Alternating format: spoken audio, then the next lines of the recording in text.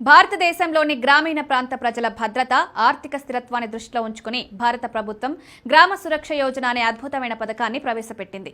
ఈ పథకం ద్వారా గ్రామీణ నిరుపేదలు, చిన్న వ్యాపారులు, రైతులు, కార్మికులు అతి తక్కువ పెట్టుబడితో తమ భవిష్యత్తును సురక్షితం చేసుకోవచ్చు. ఇది కేవలం ఒక పొదుపు పథకం మాత్రమే కాదు, ఒక రకమైన జీవిత బీమా పథకంగా పనిచేస్తుంది. ఇది సభ్యులకు, వారి కుటుంబాలకు ఆర్థిక భద్రతను అందిస్తుంది. ప్రీమియం గ్రామ సురక్ష యోజన పథకంలో చేరిన సభ్యులకు నెలకు ₹50 నుంచి ₹150 వరకు ప్రీమియం చెల్లించవచ్చు. ఈ ప్రీమియం మొత్తం వారి వయసు, ఎంచుకున్న పదవీ విరమణ వయసు ఆధారంగా మారుతుంది. ఉదాహరణకు, ఒక వ్యక్తికి 25 సంవత్సరాలుండి 2 లక్షల బీమాను 60 సంవత్సరాల వయసులో పొందాలనుకుంటే అతను నెలకు సుమారు ₹400 నుండి ₹450 చెల్లించాల్సి ఉంటుంది.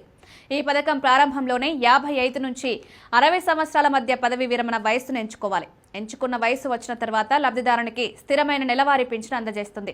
ఈ పథకం కింద కనీసం 10,000 నుంచి 10 లక్షల వరకు బీమా మొత్తం అందిస్తుంది.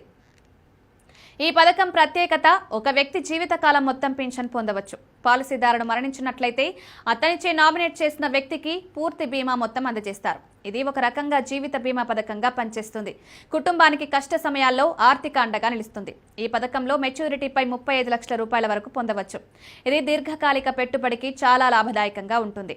ఈ పథకంలో నమోదు చేసుకోవడానికి సమీపంలోని పోస్టాఫీసును నేరుగా సంప్రదించాలి. నమోదు చేసుకునేటప్పుడు ఆధార్ గుర్తింపు కార్డు, చిరునామా ధృవీకరణ పత్రం, పాస్పోర్ట్ సైజ్ ఫోటో వెంట తీసుకువెళ్లాలి.